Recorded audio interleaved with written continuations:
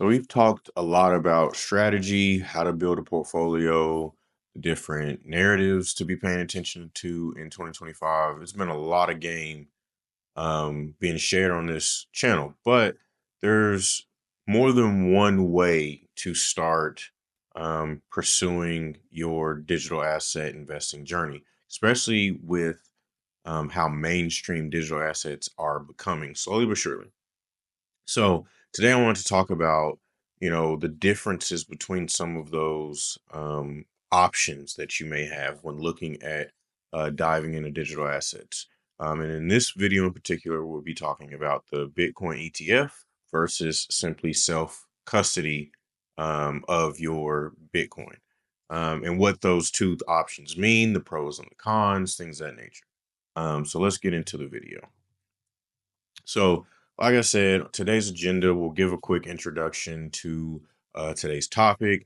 Then we'll talk about the product options between BTC, ETF, self custody. Then we'll talk about the pros and cons of each option that you have. And then I'll give my personal opinion on what I do in particular and my overall thoughts in how different these paths can be and what you might want to consider.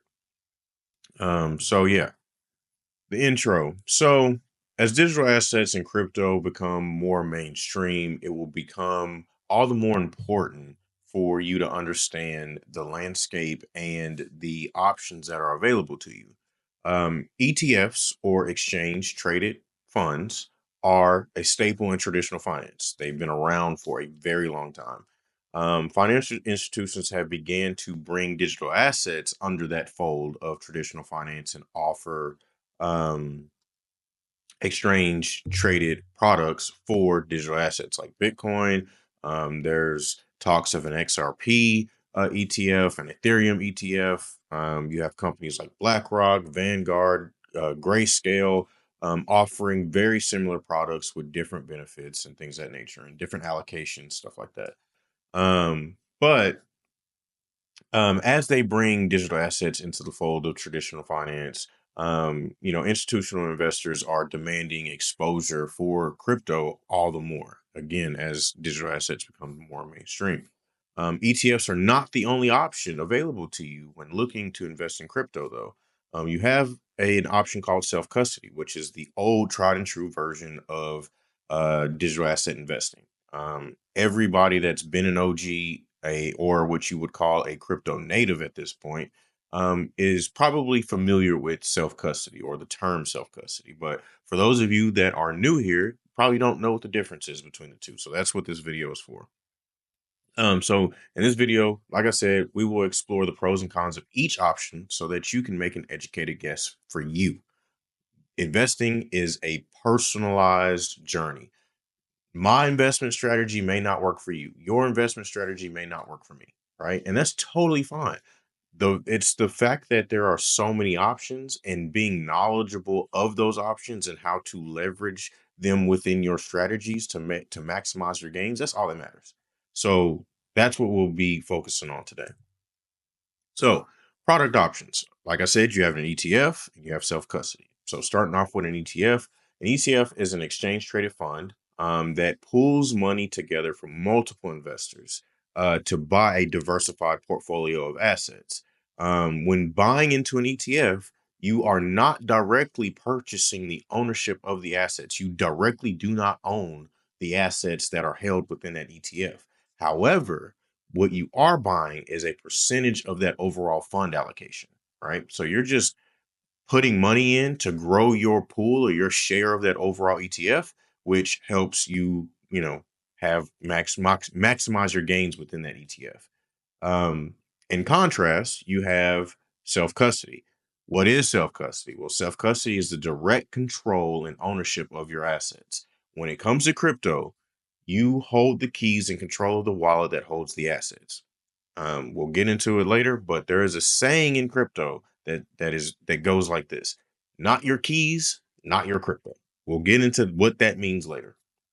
Now, how do you gain exposure to either a Bitcoin ETF in this example, or how do you begin self-custodying your assets? Well, there are several exchanges or brokerages that offer ETF products or direct purchase for certain assets. So all you have to do is simply create an account, get all your financial information set up and linked up with those accounts, and then you can begin purchasing shares of an ETF or buying those assets directly. So again, that's either like an exchange like Coinbase, Uphold, BitTrue, uh, what have you, or a brokerage account like an E-Trade or anything like that. So let's get into some pros and cons. When it comes to ETFs, there are some pros. Uh, they're ideal for traditional investors who prefer simplicity, regulation, potentially more seamless integration with an existing portfolio. Now, what does that mean? Especially when it comes to regulation. We'll start off with simplicity. Well, you're not having to actively manage your assets. You're not having to safeguard your assets. A third party company, whether it be BlackRock, Vanguard, Grayscale, any company that offers a ETF for Bitcoin, they do all the custodying for you. They do all the managing for you.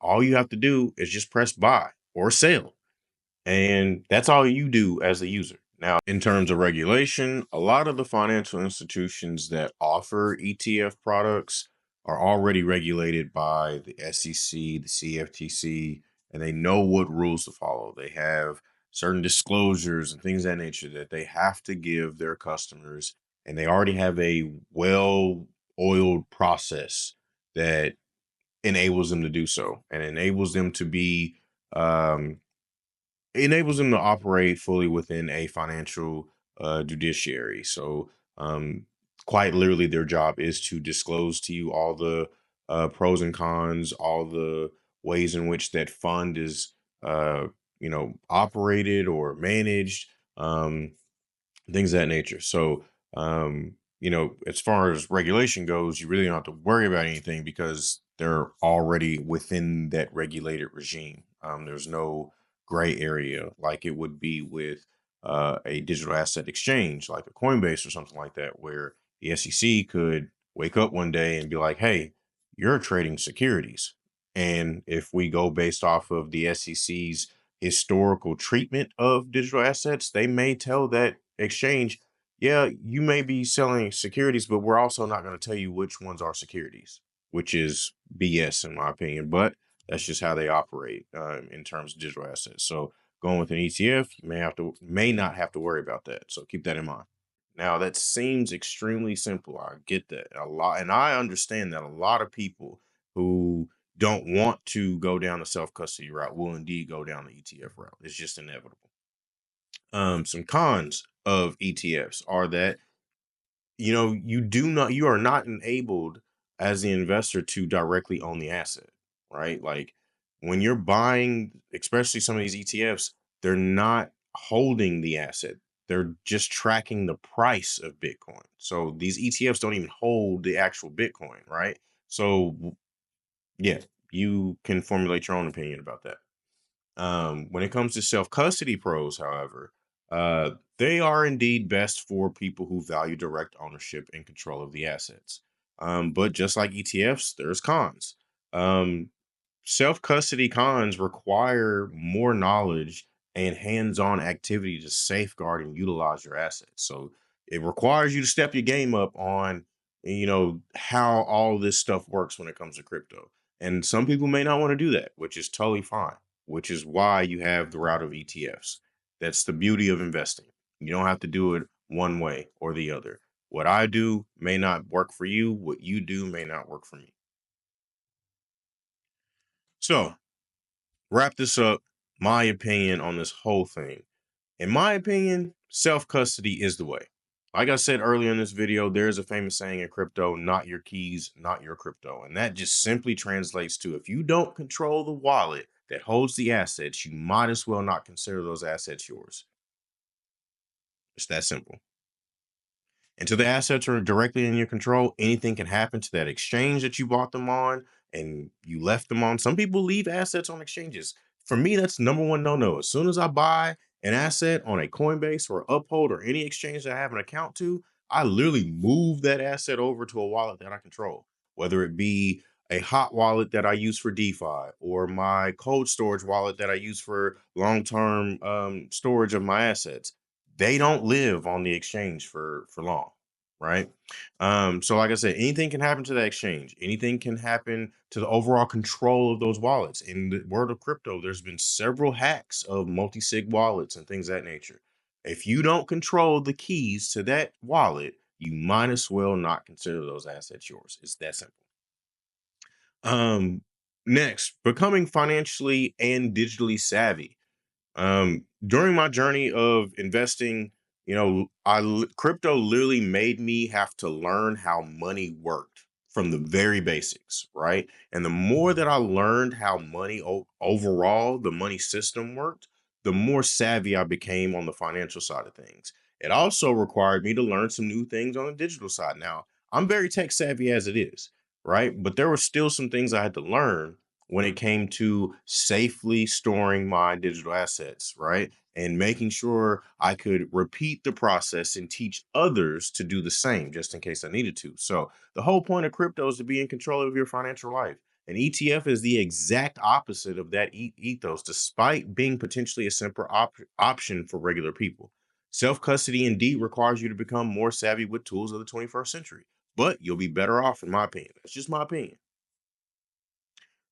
Take control of your financial future. Self custody sacrifices simplicity for now because a lot of builders are working tirelessly to make this a much more simpler thing for regular everyday people who wouldn't be considered crypto native, people who just simply are not tech savvy, right? And there will always be people who are not tech savvy, don't really want to have their hands on as much as you are required to today to utilize your assets or safeguard your assets in the digital world.